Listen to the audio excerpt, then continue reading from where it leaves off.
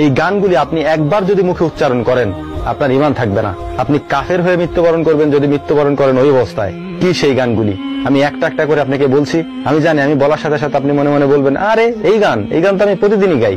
তো চলুন কোন গান আপনারা প্রতিদিন গান, প্রতিদিন শুনতে থাকেন, কিন্তু আপনার ভেতরে এই জিনিস কখনো উপলব্ধি হয়নি যে এটি শিরকে ভরপুর। এক নম্বরে যে গানের লিরিক্সটা আমি শুনেছি সেটি হলো তুঝমে রব দেখতা হে ইয়ারা মে ক্যা করু। তোমার মধ্যে আমি রবকে দেখতে পাই, বলো হে প্রিয় বন্ধু আমি কি করব। একজন মানুষের মধ্যে মানুষ আল্লাহকে দেখে, সৃষ্টিকর্তাকে দেখে। কথাটা কোনোভাবে এদিক ওদিক করা যাবে না, সরাসরি গানে যেভাবে বলা হয়েছে আমি আপনাকে সেভাবে বললাম। আমি আর তোমার মধ্যে তোমাকে দেখি না, তোমার মধ্যে আমি রবকে দেখি, তোমার মধ্যে আমি রবের চেহারা দেখি। এই কথা যদি কেউ বলে তার ঈমান থাকে। যাই হোক, এটা তো গেল প্রথম কলি। এবার আসা যাক দ্বিতীয় কলিতে। সাজদে সর ঝুকতা হে ইয়ারা মে ক্যা করু। তোমাকে দেখলে আমার মাথা সেজদায় অবনত হয়ে আসে, বলো হে প্রিয় বন্ধু আমি কি করতে পারি। এখানে বন্ধু তো আর হবে না, আমি তো একটু শুদ্ধ ভাষা ইউজ করতে গিয়ে বন্ধু বলেছি। আপনি তো আর বন্ধু বলবেন না, আপনি কি বলবেন? আপনি বলবেন হে প্রিয়তমা, হে প্রিয়সী। এই তো, তাই না? তো প্রথম কলিতে ছিল তোমার মধ্যে আমি রবকে দেখতে পাই, বলো আমি কি করতে পারি। দ্বিতীয় কলিতে আপনি বলছেন তোমাকে দেখলে আমার মাথা সেজদায় অবনত হয়ে আসে, বলো আমি কি করতে পারি। তোমার যত প্রিয়জনই হোক, যত আপনজনই হোক, তাকে দেখে যদি তোমার মাথা সেজদায় অবনত হয়ে আসে, তাহলে তোমার এই অবনত হওয়া মাথাটা কবরে যাওয়ার পর ফেরেশতারা দুর্মুজ দিয়ে ভর্তা বানাবে। মনে রাখো, সেজদা হবে একমাত্র আল্লাহর জন্য।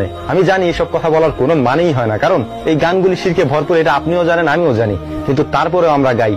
কোন মানুষকে দেখে যদি আপনি মনে মনে চিন্তা করেন যে তোমাকে দেখলে আমার মাথা সেজদায় অবনত হয়ে আসে, বলো হে প্রিয় বন্ধু, বলো হে প্রিয়তমা আমি কি করতে পারি, তাহলে ওইটা আপনার মাথা না, ওইটা গাধার মাথা। কারণ কোন প্র্যাকটিসে মুসলিমের মুখ থেকে এই শব্দ উচ্চারণ হওয়ার কথা না।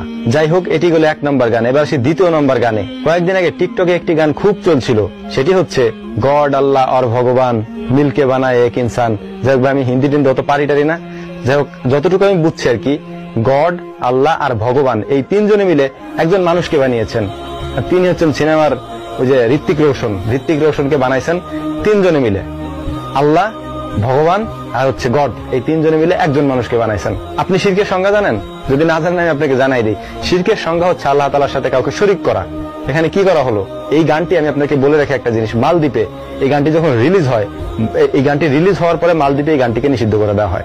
মালদ্বীপ এই এতটুকু একটি রাষ্ট্র, আমার ভারতের পাশে একটি রাষ্ট্র, এতটুকু একটি রাষ্ট্র, সেই দেশে মুসলিম প্রধান দেশটিতে এই গানটিকে নিষিদ্ধ করে দেওয়া হয়। এই গানটি সে দেশে চলবে না এটি বলা হয়।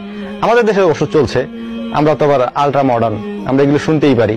আমাদের কাছে খুব ভালোই মনে হয় শুনতে, কত সুন্দর সুর দিয়ে গানগুলো আমাদের কাছে উপস্থাপন করা হয়, মানে আমাদের কানের কাছ পর্যন্ত পৌঁছায় দেওয়া হয় আর কি।